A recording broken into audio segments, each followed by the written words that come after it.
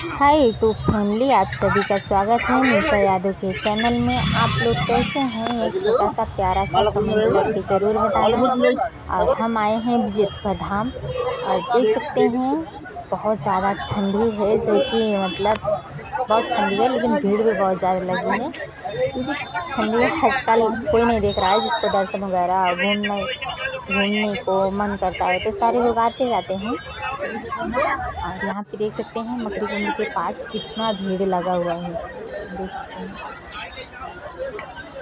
बहुत सारे लोग हैं जो कि मतलब दर्शन करने आए हैं। देख सकते हैं आप लोग।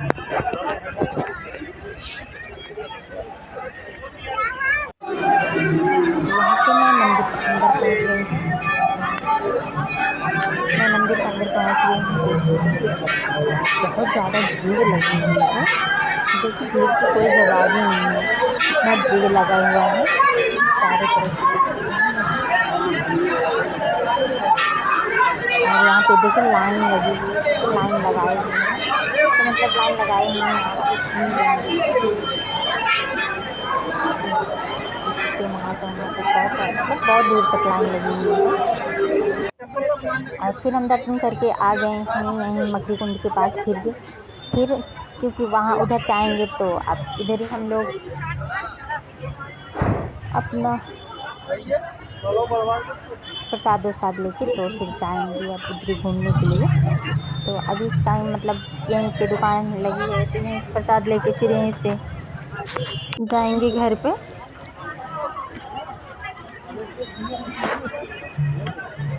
देख सकते हैं चारों तरफ से भीड़ है और बहुत ज़्यादा ठंडी भी पड़ रही है। आज धूप वगैरह नहीं निकला हुआ है और देख सकते हैं ठंडी भी बहुत ज़्यादा बढ़ रही है और दर्शन भी करने वाले बहुत सारे लोग आए हुए हैं। और यहाँ पे देख सकते हैं और बीच की मतलब मकरी कुंड में पानी कितना अच्छा लग रहा है देखने में। और यहाँ फोटो वगैरह सारे लोग खींच रहे हैं, वीडियो बना रहे हैं, रील्स बना रहे हैं, जिसको जो भी बनाना है बना रहे हैं। घूमने वाला भी आया है।